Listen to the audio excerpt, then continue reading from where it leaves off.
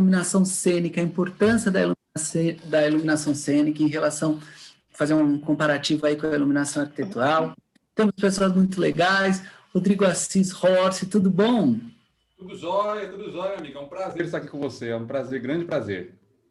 Poxa, a Amanda está aqui com a gente, diretamente de Milão. Tudo bom, Amanda?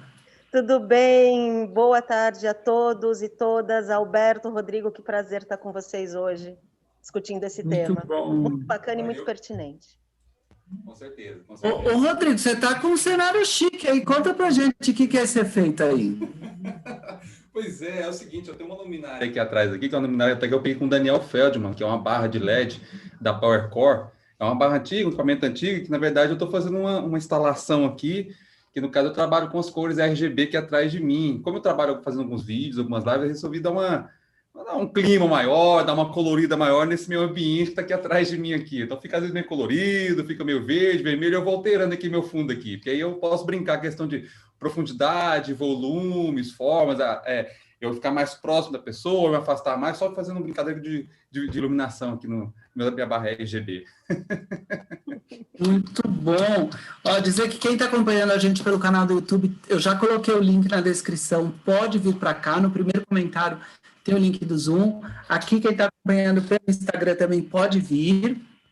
E vamos falar um pouquinho sobre iluminação cênica. Rodrigo, conta um pouquinho do seu trabalho junto à iluminação, você atua em parte de curso, como é que é? Vamos lá. Eu trabalho na área de iluminação cênica desde 96, 97, quando eu comecei trabalhando mais focado na iluminação teatral, né? Eu trabalho mais com teatro, dança, eventos. Acaba que no decorrer desse período, dessa trajetória minha, eu me formei, fiz uma graduação em design de interiores e eu busquei pegar a iluminação cênica, meu conhecimento, e incorporar nesses espaços, tanto no ambiente interno como externo.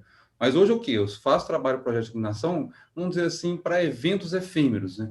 Eventos passageiros. Claro que eu faço alguns projetos fixos, como eu fiz agora uma boate, que é fazer iluminação cênica dentro desse espaço, desse ambiente, porque na questão da iluminação cênica, a gente busca criar outras formas, criar outros volumes, criar outros cenários. Porque a partir do momento que a gente trabalha com a luz cênica, a gente procura transformar em um espaço, construir. Às vezes você faz um projeto aí, que muitas vezes até a produção já chega e fala para você, olha, Rodrigo, a gente às vezes não tem grana para ter um tanto cenário, a gente vai fazer, vamos transformar isso com a parte da iluminação. Eu acabo aqui nas minhas palestras, cursos que eu faço, porque eu também sou professor hoje do IPOP, de outras pós-graduações, ou curso, palestra, tanto é que é de um software que eu trabalho sobre iluminação 3D, eu sempre falo da importância de você pegar e construir esse espaço com a luz, que no caso é a iluminação cênica. A gente tem até possibilidade de ampliar isso mais por causa do LED. Hoje, como ele está muito mais presente na nossa vida, a gente não podia pensar algo assim, em tirar a iluminação teatral, a iluminação de show, e levar para uma residência ou ambiente externo, era mais complicado. Porque você tinha limitação de tecnologias, né? Você não tinha tanta coisa de LED, você tinha mais refletores analógicos, lâmpadas fluorescentes, HQI e tudo mais. Mas com LED, te deu outras possibilidades, mas também rola algumas coisas ruins que a pessoa faz algumas coisas over demais, né? Faz algumas coisas meio exageradas. Eu falo, pessoal, olha, gente, vamos trabalhar com cuidado, vamos trabalhar com calma, porque você pode passar.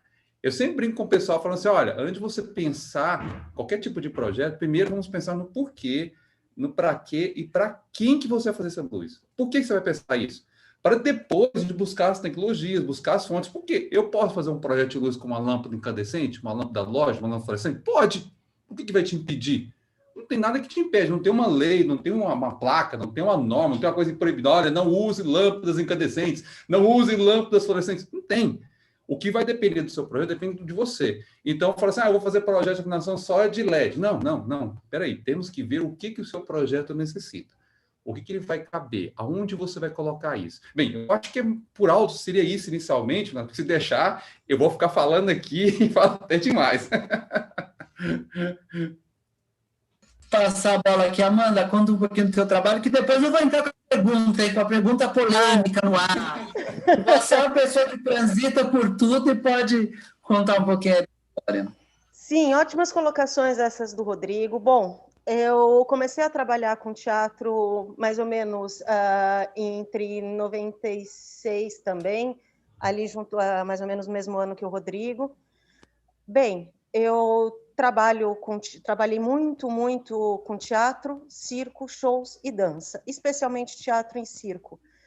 Montei por alguma época, operei iluminações, depois criei bastante. Quando eu fui escolher uma graduação, eu escolhi arquitetura justamente por conta da cadeira de iluminação. E também poder ampliar o meu conhecimento para o aspecto de iluminação natural. E hoje eu tenho um escritório, e no meu escritório eu desenvolvo projetos de iluminação tanto cênica quanto arquitetônica. Bem, uma coisa que o Rodrigo falou, que me lembra muito as falas do Valmir Pérez, são o que você está fazendo e para quem. Mais do que a questão de você deixar uma determinada saturação de cores ou não, e entender esta questão como iluminação cênica, eu entendo a questão da iluminação cênica intrínseca ao contar uma história.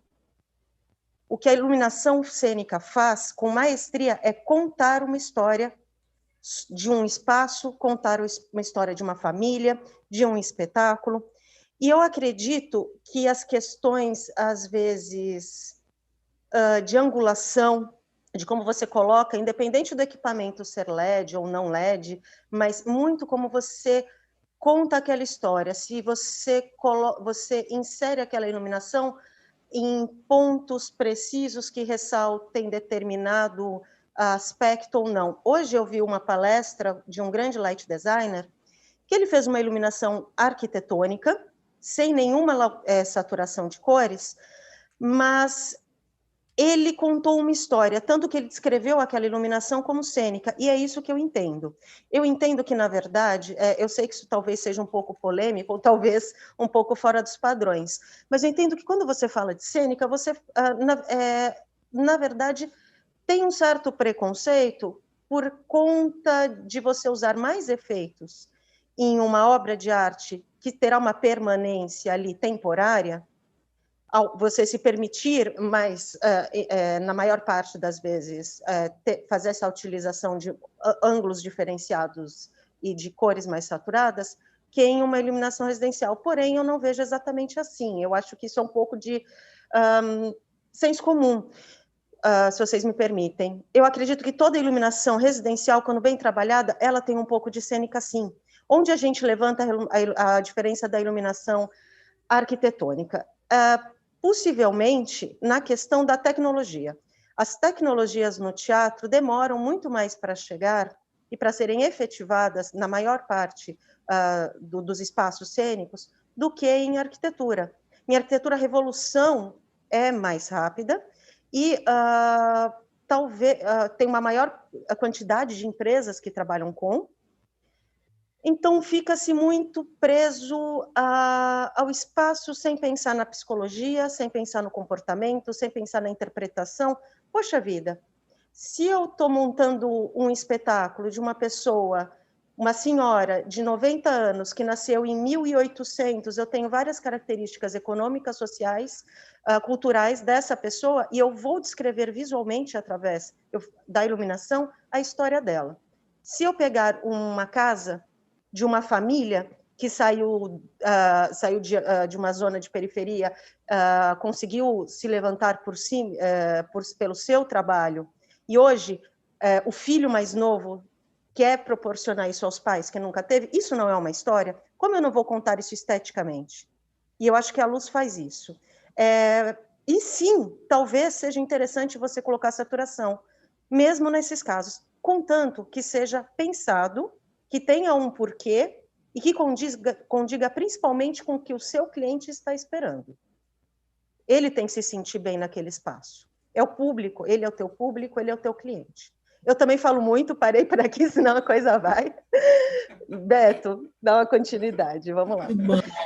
Rubens Campos está entrando aqui, mas eu queria fazer uma pergunta, Rodrigo, para eu entender um pouco mais.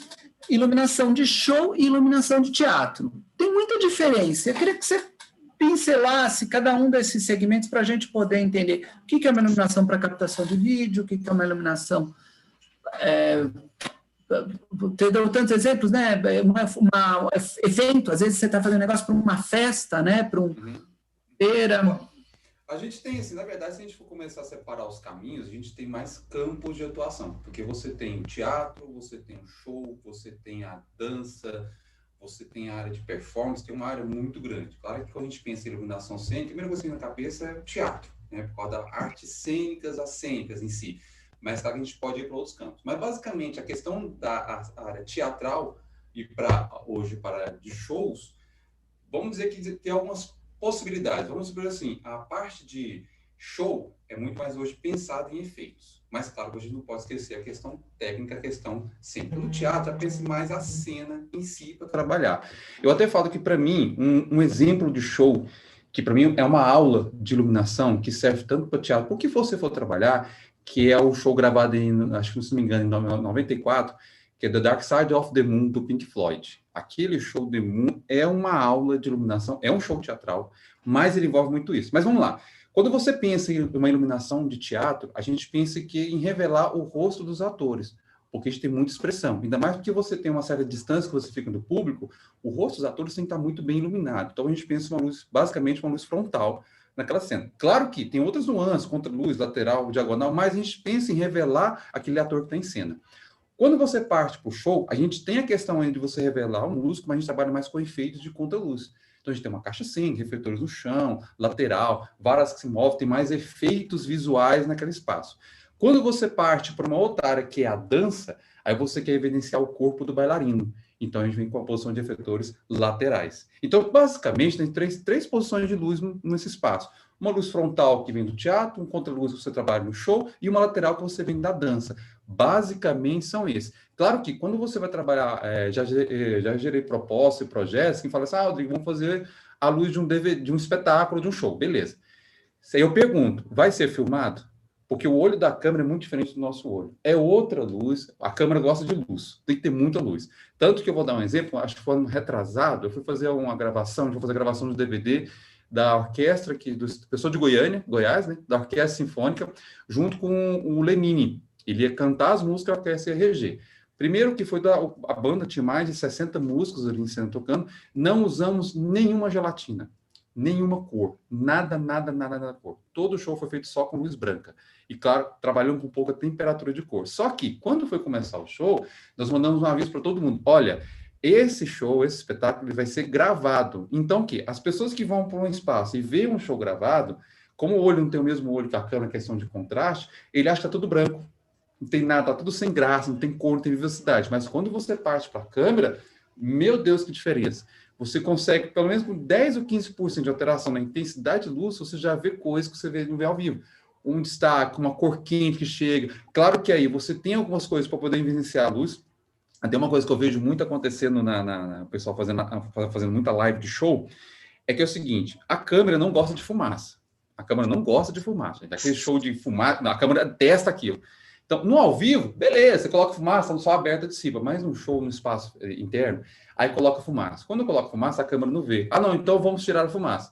Só que eles fecham, tipo no plano americano, que fica no rosto e até a cintura, e a graça do show é você ver os efeitos de luz cortando no ar. Se você não pode fumaça, então você vai ter que abrir, porque agora não é mais a luz que está no ar, é a luz que está no piso, a luz que está no cenário. Então você tem a possibilidade agora no show. Então, em vez de você desenhar a luz no ar, a luz desenhar no piso. Claro que você pode fazer isso de várias formas também, como a gente vai falar a questão da reflexão, que é a luminância. Né? E quando você pode ter uma luz que ela pode estar numa cor no ar e no piso pode estar outra. Então a gente tem que trabalhar com esse sentido. A gente pode ver alguns shows de auditório que lá eles se concentram muito em plano aberto. Para quê? Para mostrar os refletores trabalhando, para você mostrar a iluminação em si. Porque se fizer um plano fechado, não vai dar certo isso no caso, tá? Mas ambos os casos, quando você vai fazer uma filmagem, é outra luz, é outra situação. Eu vou gravar agora um espetáculo, né? Em novembro, nós vamos para o teatro agora, nós vamos fazer a filmagem do espetáculo que estreou ano passado.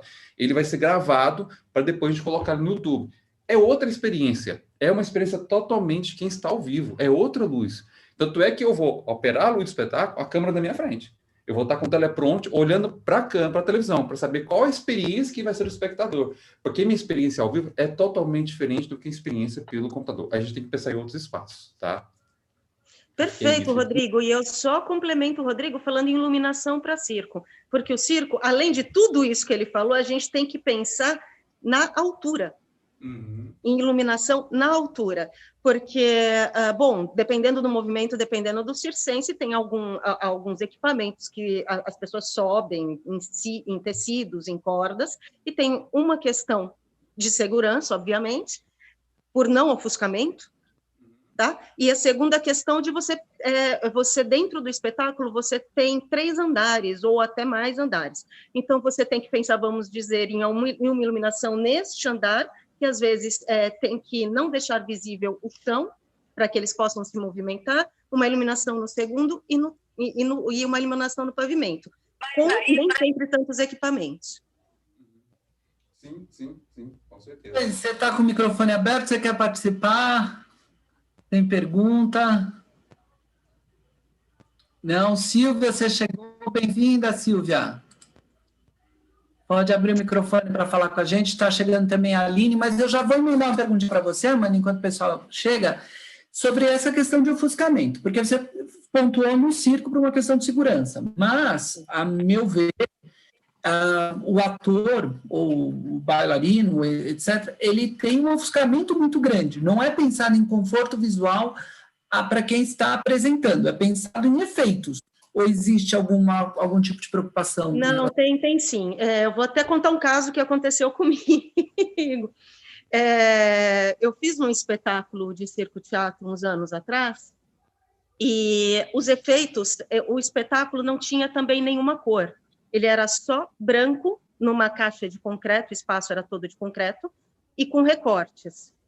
Então, o que eu chamo de recortes? A luz era direcionada para o ponto que eu queria, causando um grande contraste no restante do ambiente, ou no restante da visibilidade da pessoa, com que a pessoa era vista, e ela era sempre quadrado, ou ele era retangular, ele não era o facho redondo. O facho ele era recortado e o espetáculo era através de cortes. Para conseguir fazer isso, eu usei um equipamento que se chama elipsoidal, que é uma coisa um pouco assim, fraca.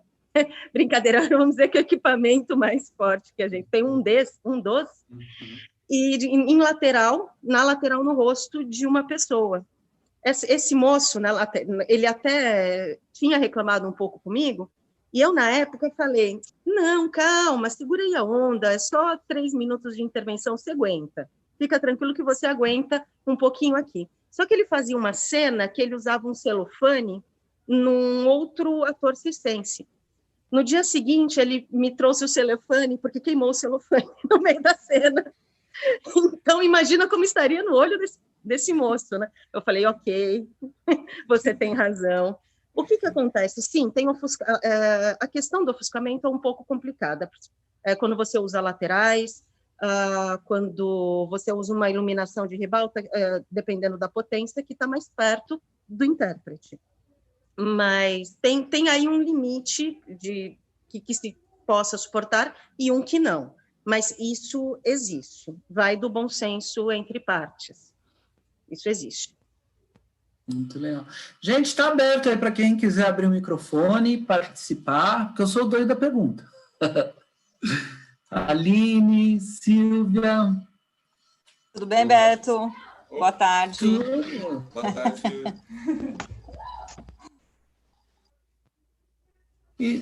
Então, gente, vamos entender uma coisa. Agora eu vou vir com a pergunta, porque assim, a iluminação arquitetural a gente tem uma porção de normas, de cálculo, e na iluminação cênica a gente tem o efeito como a grande chave do negócio.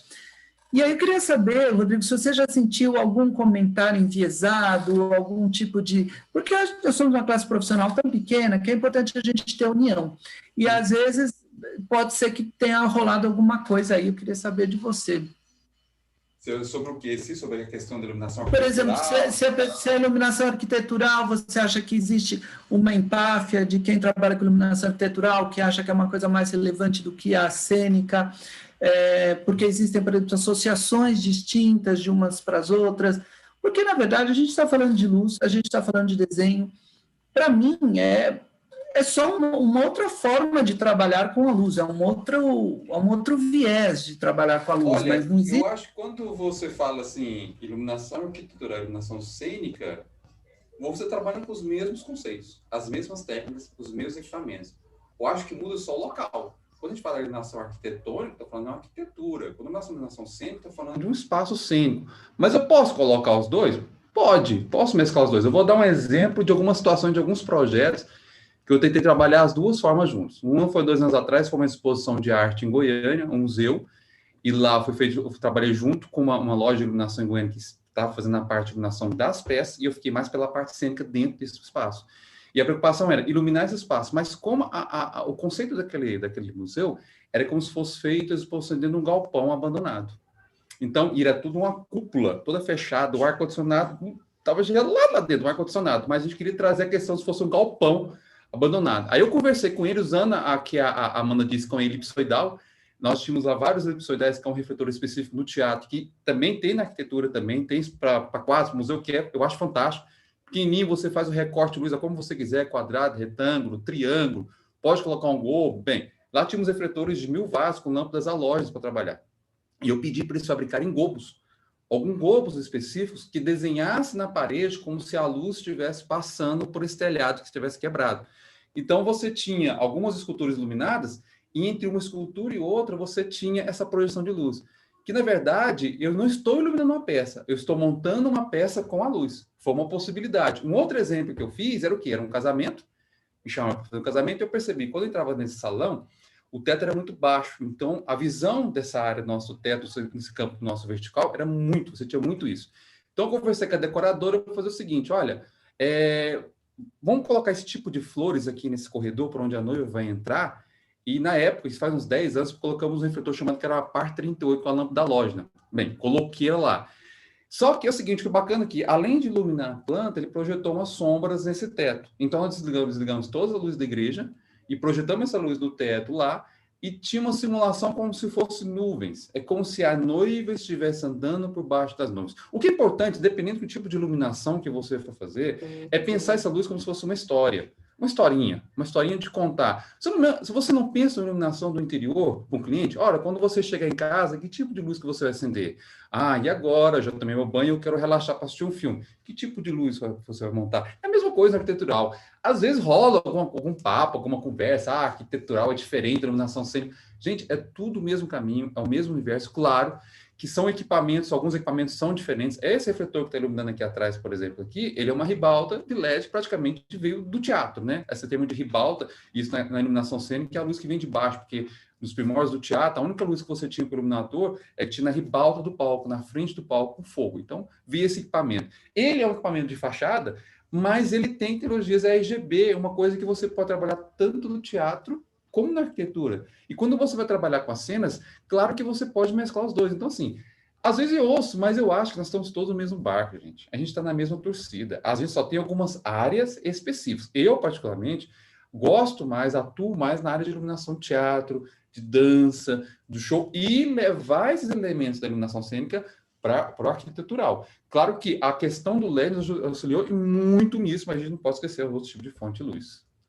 Tá, eu acho que é isso, pode acrescentar. Senão... Rodrigo, eu já vou passar aqui a pergunta da Aline para a Silvia, que fez uma iluminação de vídeo, mas você falou de ribalta, né?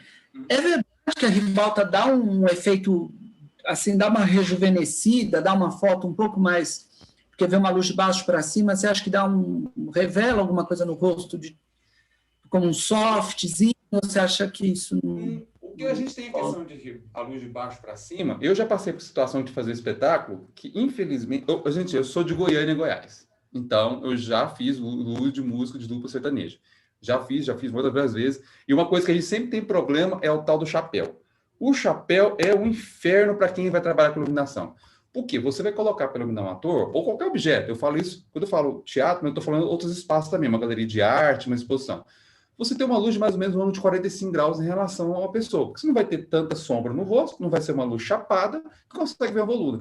Só que a canseira do chapéu, dá para ver só a boca da pessoa. Fica só vendo essa boca, assim, ó, conversando e cantando, você não vê o olho. Então, claro que você vai ter que vir com uma luz por baixo, um pouco mais fraca. Quando a gente tem a questão da luz de ribalta, luz de baixo para cima, isso é uma coisa que surgiu, você vê um exemplo disso muito forte, é no cinema expressionismo alemão. Dá uma olhada nos expressionismo dos cinemas, eles fazem muito jogo, porque há uma certa deformidade. Mas junto com essa deformidade, a gente tem a questão de você crescer o objeto, ele fica maior. Tanto é que uma iluminação arquitetural de área externa é bem interessante você trabalhar com luz de baixo para cima, nunca de cima para baixo. Esse objeto fica maior. Claro que, para você fazer essa questão que você está falando da pele, ficar mais rejuvenescida, mais bonita, aí o ideal é a gente trabalhar com várias gamas de gelatinas. Nós temos filtros de cores que nós utilizamos no teatro, que hoje praticamente isso está começando a deixar um pouco, porque já tem alguns LEDs hoje no mercado, está começando a entrar e melhorar isso. Um exemplo que eu gosto de citar, um equipamento, é o equipamento da linha ETC, que é uma empresa italiana, que aqui no Brasil é Experta Arcena. Eles têm refletores lá que já receberam prêmios pela qualidade de temperatura de cor e reprodução de cor. E eles desenvolveram uma cor dentro desse, que é a cor lima. É o lima, é como se fosse um verde esverdeado que eles misturam junto com o branco para dar uma reprodução de cor mais alta. É o equipamento hoje de iluminação cênica, teatro, show, que tem a melhor reprodução de cor para você trabalhar. E neles tem alguns vídeos que mostram que esse equipamento ele corrige a temperatura de cor, coisa que nós temos no teatro. Nós temos filtros de cores no teatro para corrigir a temperatura do rosto da pessoa, deixar ele mais bronzeado ou mais branco, o tom mais amarelo da pele, por aí vai. Já o LED já temos, só que são equipamentos assim. Por enquanto, para a gente, está muito caro. Ainda é um acesso um pouco mais complicado. Os teatros não têm uma realidade europeia, norte-americana, uma Broadway da vida, porque o equipamento nosso aqui, vamos supor, um refletor de par 64, que eu particularmente amo, eu não sei a opinião da Amanda, mas olha, o LED no teatro não me conquistou 100% É o do meu coração. preferido. Nada vai superar a par no mundo. Aquele brilho maravilhoso. Não tem aquela temperatura de cor. Olha, o LED pode mandar O preço flores. é ótimo também, eu adoro. O LED pode mandar flores, chamar para jantar, o que for, mas ainda não conquistou meu coração ainda. Ainda temos evoluir alguns passos no LED, facilita muito o nosso trabalho, mas ainda não conquistou ainda aquela questão. Coisas que, por exemplo, eu mesmo tenho 2 pastas de filtros de cores, uma de cores saturadas e outras cores de correção de cor, para corrigir uma pele, para corrigir um cenário, para corrigir, deixar a cor mais... Como, por exemplo, a gente trabalha com lâmpadas halógenas, quando você trabalha em resistência, num teatro, no espaço, pelo vídeo fica muito mais quente. Por isso que a gente trabalha com os corretores para deixar essa luz branca. Mesmo que você baixe a resistência, você tem essa possibilidade de corrigir a pele, tá? Agora tem uma perguntinha aqui da Aline Gouveia, que está com a gente aqui, e que eu acho que é uma dor de muitas pessoas que estão assistindo a gente. Então, aprender, no caso do home office, às vezes é necessário uma iluminação cênica para dar aulas, gravar vídeos. Eu sei que a Silvia aí montou uma coisa que, às vezes, é fácil você falar, compra um ring light com 2 temperaturas, mas você fez uma coisa lá com um fill light, um backlight. Conta pra gente, Silvia, o que você aprontou aí? Então, eu peguei, porque é aquela coisa, quando eu comecei a dar aula online, eu estava no meio da pandemia ainda, né? Então, eu retomei as aulas e não tinha os equipamentos para poder me iluminar. E aí, eu montei uma instalação super tabajara, assim, que funcionou. Então, tem um refletor ali, que era uma luz de emergência, que eu coloquei até, tenho usado um difusor em cima, porque ele é muito forte, porque ele fica de frente para o rosto, e faz toda a diferença. Então, assim, eu brinco, eu até tinha feito uma live sobre isso, que as pessoas fazem as lives e não se iluminam, né? Daí elas aparecem no vídeo com aquela cara toda preta, o olho preto, fica feio. Até o Beto pode colocar mais luz. Então, ó, sem luz, com luz. Então, dá uma iluminada no rosto, faz uma diferença. E é uma coisa que precisa. Aqui não é o melhor cenário, eu gosto de fazer lá embaixo, mas, assim, a Luísa monopoliza, né? Então, assim, tem horas que eu falei aqui, eu fico mais... um pouco mais longe da bagunça dela. E ela tá lá berrando, vocês estão ouvindo ela na piscininha dela? Tá gritando que nem uma louca. No embaixo, porque, assim, eu tenho 2 pontos de trabalho hoje. Eu tenho um aqui, que esse é o meu escritório, que a gente chama de muquifinho, isso aqui é um quarto de hóspede, né? E meu escritório. E lá embaixo eu coloquei um espelho na frente que eu enxergo a piscina. Agora eu estou de ouvidinho nela, ouvindo a bagunça, mas assim, tem que ficar com o olho no peixe, eu estou olho no gato, né? Você tem que trabalhar, mas cuidar da filha ao mesmo tempo. Aproveita o calor, Silvia. Rodrigo, você está com uma luz bonita aí, dá umas dicas.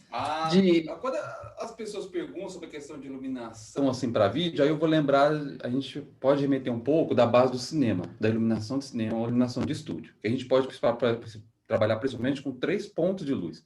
Você tem que ter uma luz frontal, uma luz principal que vai te dar a luz. Eu, por exemplo, estou com uma abajur colocada ali em cima, que está com a lâmpada par 38, par 30 de temperatura de cor neutra, e eu coloquei um difusor para não dar uma sombra muito dura aqui em mim. Eu deixei minha luz aqui, uma lâmpada com temperatura de cor quente, 3000 aqui em cima, para dar uma esquentada. E no contraluz, praticamente, trabalha com 3 pontos de luz. Nós temos uma luz frontal, que é destaque. Temos uma luz lateral, pode ser um pouquinho mais baixo para dar um preenchimento, e a luz de contra. A luz está atrás de você, ou de contraluz, que pode, na verdade, eu não sei, as pessoas têm uns verbetes diferentes, têm um entendimento diferente, isso é uma coisa meio dúvida. Alguns falam de outra forma. No teatro, contra-luz é uma luz que vem por trás e pega na pessoa. Na arquitetura, eles falam que é a iluminação que ilumina lá atrás. Para mim, aqui no caso, vocês estão vendo aqui, eu coloquei uma luz aqui atrás fria. Se eu trabalho aqui, gente, eu estou usando minha mesinha de luz, é essa aqui, ó, tá? Minha mesinha de luz é essa aqui. Então, eu posso vir aqui, ó, deixar uma cor verde ou vermelha. Tá vendo que quando eu jogo uma luz azul, eu dou uma destacada maior porque eu tenho um contraste da minha luz neutra com a minha luz fria que está colocada ali atrás. E aqui eu trabalho com as temperaturas de cor. Se eu dou uma esquentada aqui, ó, já não tem tanto destaque em mim. Então é bacana a sua luz está lá no fundo ser uma temperatura de cor, ou talvez seja colorido mesmo, uma cor de cenário, para você mudar isso. Vai perder um pouco da forma dos objetos que está aqui? Vai, mas é cenográfico. É cenário. As pessoas não estão entrando na live para ler os livros que estão aqui atrás, gente. Eles estão na live para ver você. Claro que o cenário que está ali atrás é uma composição, vai te ajudar, vai te dar uma profundidade, dar um volume. Precisa pôr... Aqui no meu caso tem uma estante. Mas mesmo que você tenha uma parede lisa, coloca uma luz, pega uma luzinha azul. Ah, tem que ser equipamento caro? Não precisa. As pessoas falam assim, eu quero fazer uma live, eu vou gravar vídeo aula, preciso comprar aquele ring light. Será que precisa? Acho que não. Você tem uma abajur na sua casa? Tem. Vai no supermercado, compra uma lâmpada par 30, de 35 graus de abertura, com temperatura de cor neutra. Pronto. Joga para você. Tá muito ruim? Coloca um pano na frente, coloca um papel manteiga, só para você quebrar a luz. Tá ruim ainda? Senta de frente com a parede, aponta esse abajur para a parede, que por reflexão a luz branca vai voltar e já vai te dar uma luz de preenchimento. Claro que a luz de frente, a sua luz de rosto, ela tem que estar uma intensidade mais alta que sua luz de fundo, não tem jeito. Se eu aumentar a luz do fundo, gente, eu vou virar uma salada mista aqui, eu vou ficar grudado lá. Quando eu levantei aqui, por exemplo, aqui, ó, parece que eu já estou mais grudado aqui no fundo. Por quê? A temperatura de cor que está mais quente com a branca deu uma aproximada. Mas a partir do momento que eu jogo um frio, olha o tanto que eu aproximo. Porque a gente tem uma coisa que a gente utiliza muito no teatro, que é o quê? As cores, isso serve para qualquer lugar, tá, gente? As cores quentes tendem a aproximar os objetos. As cores frias tendem a afastar o objeto. Então, se eu jogo uma cor fria lá no fundo, parece que aquele objeto está mais distante.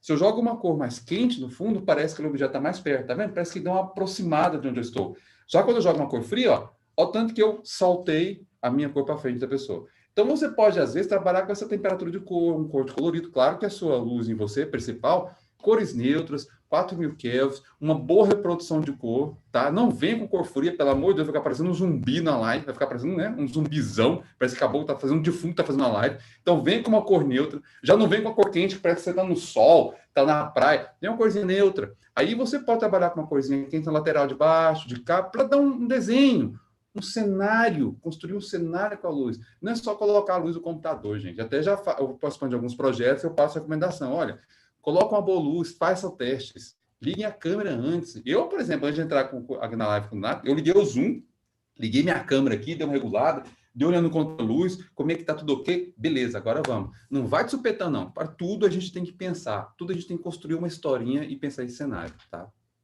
Nossa, eu falo demais, né? Eu acho bem legal, eu queria compartilhar com você uma experiência que eu tive, que a gente foi beber dessa água aí de fazer uma luz-chave e fazer o backlight. Só que era uma vitrine e a gente fez essa iluminação por trás com uma luminária assimétrica com lâmpada fluorescente tubular, a qual a gente não consegue ter o...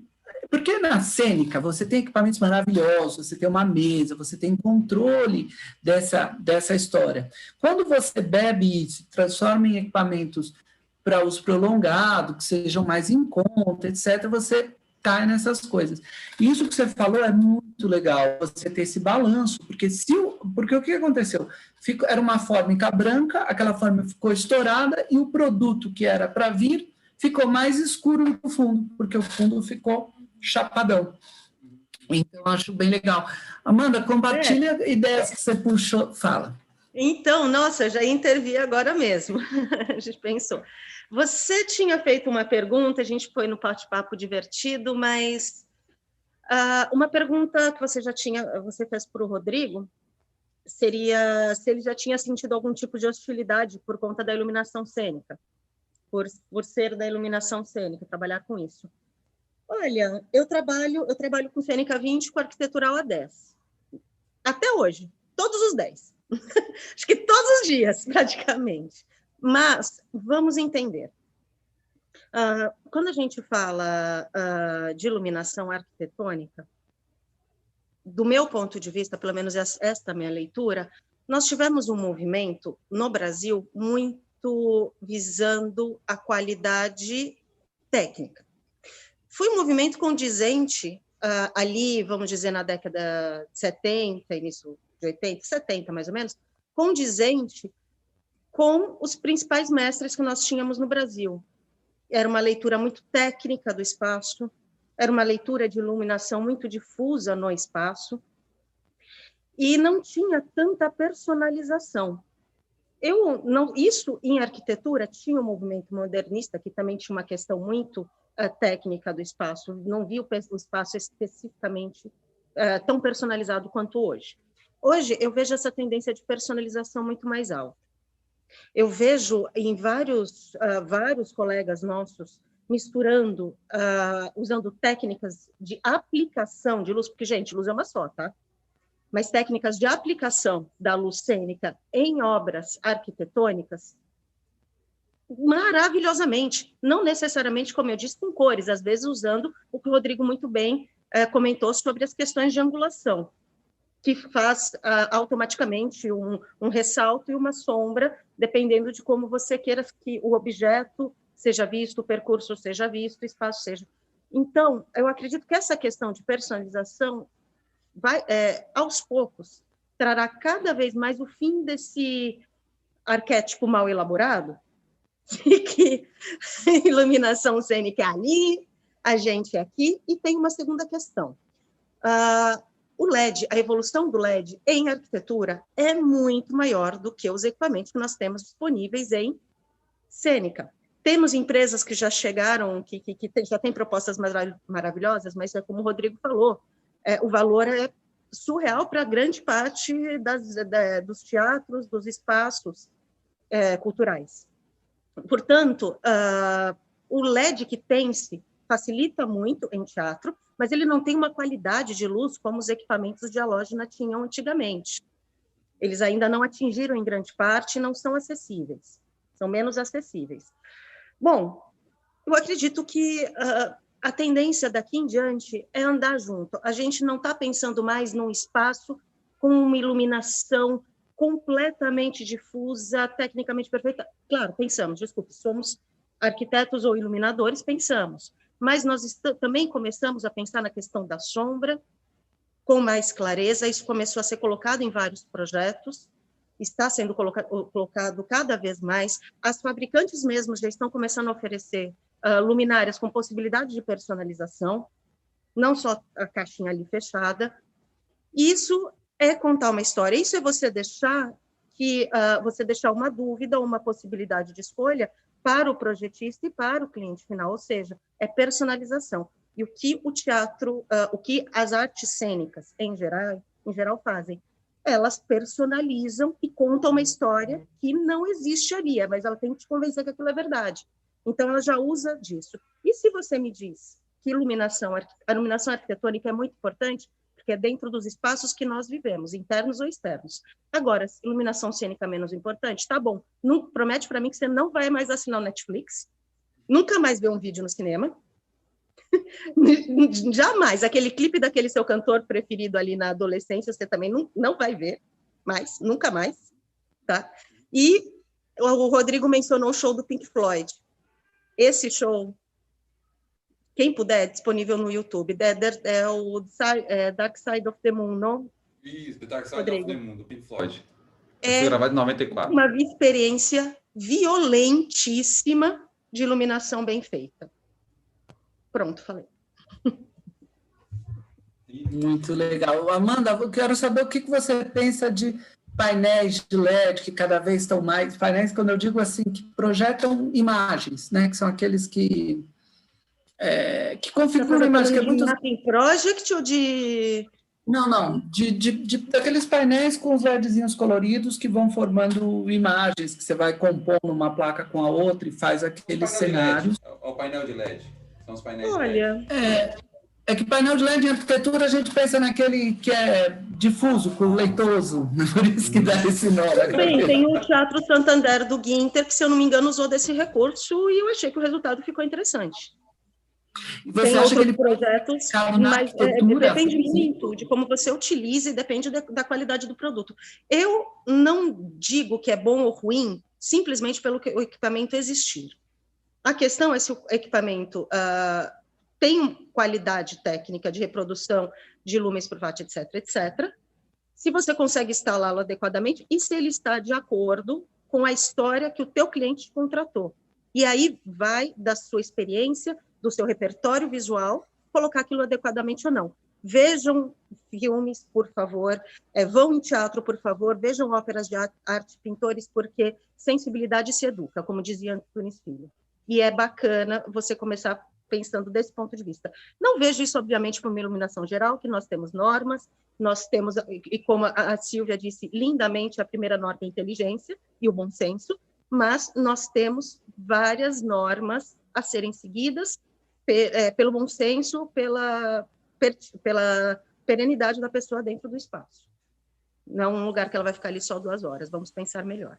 A gente tem que levar também o contexto que o ponto de vista de iluminação, por exemplo, nasceu no teatro, né? Então, se a gente fala em light design hoje, ele só existe porque houveram essa preocupação teatral ali nos anos 30, nos anos 20, quando surgiu a luz elétrica, para a gente começar a ter regras. Então, basicamente, o que a gente usa na iluminação arquitetural são alguns preceitos que vieram do teatro. E as regras, elas vão acontecendo porque a gente vai passando por situações onde a gente tem descobertas, já aparecem acidentes. Então, a experiência com as aplicações da iluminação vão levando a crer que a gente errou em algum momento e que a gente precisa corrigir. Por isso que a norma técnica existe. Então, isso vai estar sempre em mudança. A norma técnica revisão, na teoria, ela é feita de 4 em 4 anos. E a gente sabe que com a tecnologia LED, 4 anos é muito tempo já. Então, algumas coisas têm que ser revistas até com mais velocidade, porque assim, são muitas mudanças que estão aparecendo. A gente está descobrindo muitas questões de células nossas que a gente desconhecia antes, e hoje em dia a gente já conhece. Então, precisa ter essas adaptações todas para a gente não prejudicar nossos fotorreceptores, nossas células. Então, a gente, há 10 anos atrás, se falasse para as pessoas que o ofuscamento da vasculamento de retina podia cegar, o pessoal ia falar, não, imagine, isso não acontece. Hoje em dia, isso já está super bem fundamentado e as pessoas têm que ter esse cuidado. Inclusive, ele é normativo desde 2013 aqui no Brasil, a norma ISO foi antes, porque realmente prejudica de alguma maneira a gente. Mas eu acho que luz, do ponto de vista de arte, é cenografia. Rodrigo, tá me ouvindo aí? Deixa eu te perguntar. Tô te ouvindo. Legal, a Silvia é da norma, depois eu vou jogar aqui uma pergunta. Hoje a gente tem padronização, as lâmpadas têm um selo do Inmetro que padroniza a qualidade, padroniza algumas características técnicas. Na iluminação cênica, você até citou a ITC, que é uma empresa que eu representei quando eu trabalhei na Telem, tem a Coemar, tem muita coisa muito boa que eles desenvolvem, que é gasto um dinheiro em desenvolvimento, em pesquisa, né? E aí esse produto ele é replicado, para não dizer que ele é uma réplica, né? Vem as réplicas. Eu queria saber, e aí a gente entra em vários parâmetros. Primeiro que assim, você está falando de um produto que custa 10 mil para um produto que custa 1.000. Então, não necessariamente você está roubando aquele mercado, porque aquele público que compra a réplica talvez nem tenha condição de comprar o original. Depois você tem a qualidade dessa réplica. E depois você tem o mercado, né? Porque o mercado você precisa garantir um padrão mínimo de qualidade, se você se enfrenta problemas, você acha que caberia uma normatização, porque a normatização, depois eu jogo a bola para a Silvia também, ela emperra, porque a gente está falando de uma tecnologia que ela daqui 6 meses caiu por terra, veio um outro chip de LED que vão ter outros parâmetros, então você tem a gente é muito lento burocraticamente para sair uma portaria dessa, 3 anos de discussão. Quando padronizar, não tem, já mudou tudo, né? Então, vamos pensar algum caminho aí. Aqui a gente tem no nosso mercado hoje, na parte de iluminação de shows, eventos, cênicos, olha, o que você vê aí, eu falo na estrada porque eu trabalhei e trabalho muito tempo a questão de você viajar fazendo luz de espetáculos. A gente fica fora, às vezes eu já fiquei às vezes 2, 3 meses fora de casa, às vezes já teve época que eu viajei tanto que não sabia em que cidade que eu estava. Você chega na cidade, monta a luz, faz a apresentação, já termina o teatro, já vai para o aeroporto, você já não sabe que cidade que você está, você vai para outro país e volta, aquela loucura toda. E pelo que a gente vê hoje na estrada, que são os equipamentos, a maioria dos equipamentos hoje são cópias. São cópias de produtos, né? Tanto é que o software mesmo que eu trabalho, que é o EasyWeek, que é um software da Cast Software do Canadá, eles me chamaram para a gente ver com o trabalho de estudante no Brasil, porque é o software que mais craqueado no mundo. Já passou a China. O brasileiro copia mais que a própria China, tanto que é copiado esse software aqui. E os equipamentos de luz não ficam tanto atrás. A gente tem esse problema, mas acho que o problema não vem só das empresas e do valor, mas vem também dos profissionais e das empresas que não cobram por isso. É um círculo, é uma coisa, vamos dizer assim, meio que um pequeno planeta. Porque se o cara tem uma pequena empresa, ele vai comprar um equipamento, tá? Ele tem um cliente que vai fazer, vamos supor, uma festa ali de 15 anos, ou um pequeno show, e esse cliente, ele não cobra um equipamento de alta qualidade. Ele cobra que o efeito seja feito. Ele não importa que tipo de equipamento. Quero uma luz branca lá. Que equipamento? Não sei. Aí o cara que tem empresa, se meu cliente não está exigindo, então por que eu vou exigir do fabricante comprar isso? Tanto é que eu vou fazer alguns trabalhos hoje em dia, já fiz até um trabalho, vou fazer com o Teatro Piracicaba, da iluminação no palco, em uma empresa aqui no Brasil, eu entrei no site, peguei a luminária, aí eu vi na luminária no site não tinha a curva fotométrica. Eu falei, não, peraí, eu preciso da curva, porque eu preciso calcular a intensidade luminosa, para saber quanto lux eu vou ter naquele palco. E eu liguei na empresa, olha, eu preciso ajustar o equipamento. Eu não tenho isso. Tá, mas e aí? Como é que eu vou fazer? Eu perguntei, você tem um luxímetro aí? Mete para mim um luxímetro, a intensidade luminosa, uns 3 metros de distância, só para você me dar esse valor, para me saber quanto que eu vou chegar de luz no palco. Então, isso também vem não só das empresas, mas é meio que uma coisa, meio que um ciclo. A gente tem que meio que educar isso ao longo do tempo. É igualzinho eu já fiz uma live com o Eduardo Tudela, que ele tem uma pesquisa fantástica sobre iluminação cênica, que é o trabalho de doutorado dele, e a gente começou a fazer uns tipos de trabalho de tentar, não sei se é possível, uma normatização das plantas de luz, que hoje no Brasil não existe. Por exemplo, meus trabalhos de planta baixa iluminação, eu vim da arquitetura. Eu me inspirei nas plantas de design de exteriores, de arquitetura e de engenharia, e daí eu montei meu plano. Se você fizer uma pesquisa hoje no mercado, cada um monta um mapa de luz, a planta baixa, de uma forma totalmente diferente. A gente até discutiu se há possibilidade de começar a normatizar isso, formar um grupo de estudo, não para daqui a um ano, mas para daqui a 10 anos, porque tem que ser uma coisa cultural. A gente tem ainda uma coisa cultural do brasileiro ainda, que nós temos que educar esse pessoal. Por isso que a Cash, quando me procurou, quando eu vim com o software aqui, para a gente colocar na graduação. O pessoal que ainda vai entrar no mercado. Porque o pessoal que está no mercado, é difícil mudar a mentalidade e a preocupação dele com o cliente. Aí você quer mudar isso. Aí você coloca o valor que as luminárias são muito altas. Aí você fica numa corda bamba. E aí, como é que faz? Eu tenho que comprar, eu tenho que pagar minhas contas, eu tenho que fazer a luz, mas o mercado não tem grana, meu cliente não exige. São vários pontos, não tem como culpar uma pessoa da história. A gente tem um fabricante, a gente tem o cara que compra, a gente tem um cliente que recebe sua obra, a gente tem a inflação no nosso Brasil, a gente tem a alfândega, as taxas, tem vários fatores que aí não dá para colocar. Claro que é preciso uma normatização, a gente até precisa, a gente está junto com o software do EasyWeek em específico. Uma coisa que eu acho que é um déficit em questão do Dialux, por exemplo, o Dialux você tem lá cor fotométrica, você tem intensidade luminosa, você tem um lux naquele ambiente. Coisas que os softwares de iluminação cênica não te produzem. Nós temos vários softwares que não dão esse resultado, você não sabe quanto vem a luz. Até que é um defeito que eu acho, algumas pessoas talvez vão achar ruim o que eu falo, que é um defeito que você tem que ter no software de iluminação em 3D para teatro, show e dança, em que as pessoas que forem projetar, ele tem que ter um conhecimento prévio do equipamento. Ele tem que saber como é que funciona no real, porque o 3D ainda não te dá 100%. Porque ele não é 100%, não tem intensidade luminosa, não tem a curva. Então, você não sabe como é que é o brilho de uma luz no ar. Aí, por isso, no conhecimento prévio. Então, claro que a pessoa que for trabalhar, aprofundar no software de iluminação em 3D para show e teatro, primeiramente, ele vai ter que ter um conhecimento dos equipamentos antes. Não adianta chegar lá cru, vou pegar um software 3D e vou criar. Não, porque a gente não tem essa tecnologia ainda. Claro que nós estamos a algum passo. Tem um software que foi lançado ano passado que é uma coisa maravilhosa, mas assim, o plano básico dele é 9.500 euros do software para você comprar. O plano básico dele. Mas ele simula água com iluminação, simula cachoeira, simula objetos. É uma coisa de louco. Isso com iluminação, porque você tem um Lumio. Agora imagine um Lumio em que você coloca luz, fogo de artifício, painel de LED, uma loucura, tudo em movimento, passou pulando, colando. É uma loucura, mas ainda para a gente é uma realidade que ainda vai demorar. Talvez nossos filhos aproveitem, mas eu acho que eu não consigo ter, assim, que seja comum eu chegar no teatro e ter essas tecnologias ou ter esses aparelhos, né? Um movie light, por exemplo, de show, o movie light para o teatro e para a ópera hoje, que é o ideal para a gente trabalhar, custa R$ 75.000 um aparelho. Então, para a realidade hoje no Brasil, para a gente, infelizmente, ainda está longe. Porque você vai comprar 10 aparelhos, é quase R$ 1.000.000, fora o transporte e a instalação. Então, a gente não está numa realidade ainda que é suscetível a comprar, colocar equipamento de excelentíssima qualidade. Casos específicos, muito específicos, você vai ter equipamento de qualidade. E você ainda coloca mais um fator ainda, o jeitinho brasileiro. Né? O jeitinho brasileiro de pegar as coisas, transformar e aí... Tem umas coisas que não é gambiarra, é adaptação técnica, né? Aí você junta uma adaptação técnica no meio, daí surgem esses equipamentos loucos que nós temos aí, né? Silvio, o que você acha das adaptações técnicas, Silvio? Entende bem das gambiarra que a gente fez outro dia aqui, né, Beto? A gente precisava fazer um filme e a gente fez uma iluminação aqui toda na gambiarra, foi juntando, porque a luz é uma grandeza que se soma, né? A gente sabe, vai juntando, chega uma hora que você chega lá.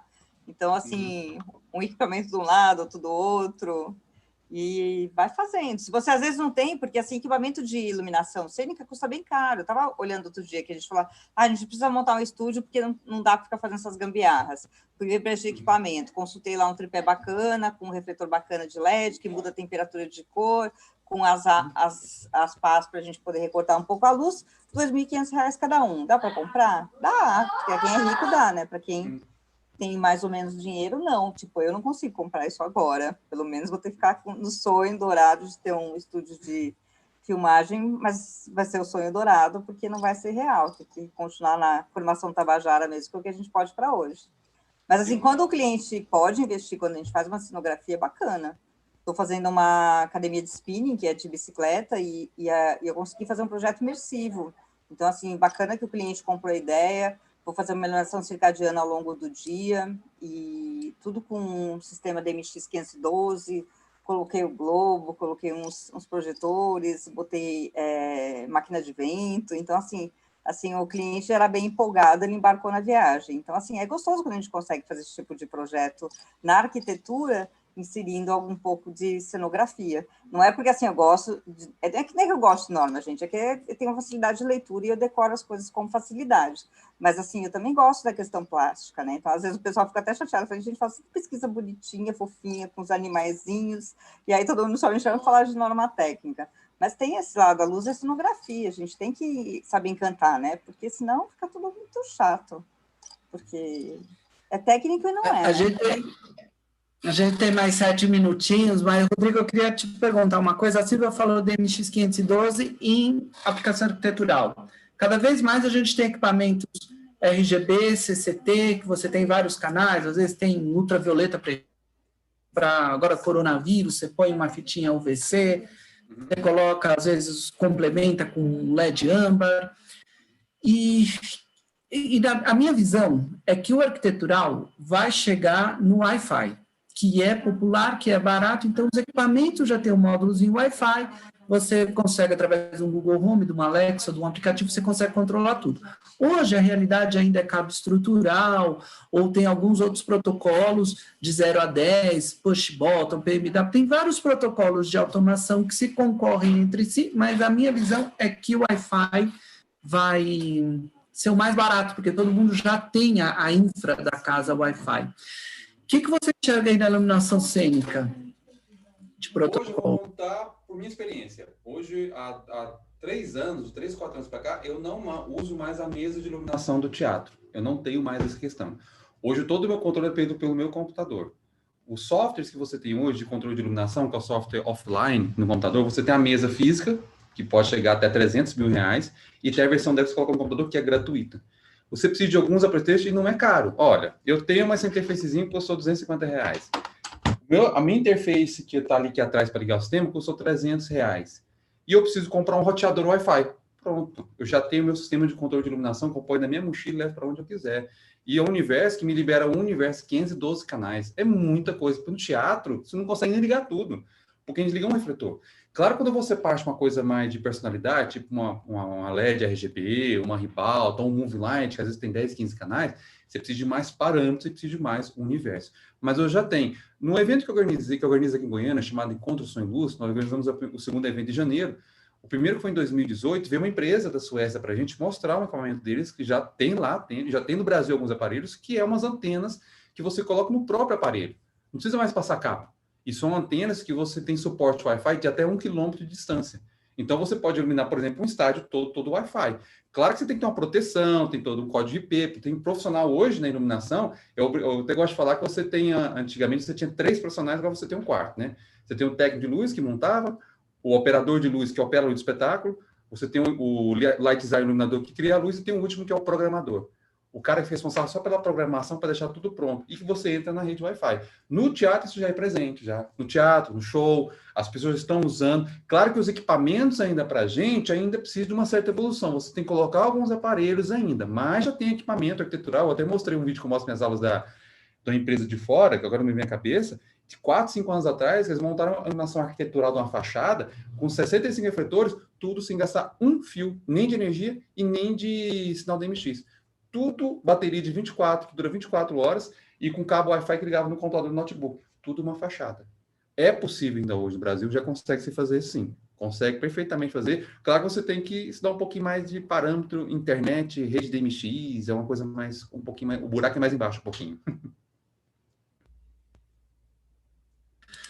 Muito bom, gente. Vamos deixar os Instagrams aí, começando pela Amanda, divulgar para quem quiser te achar.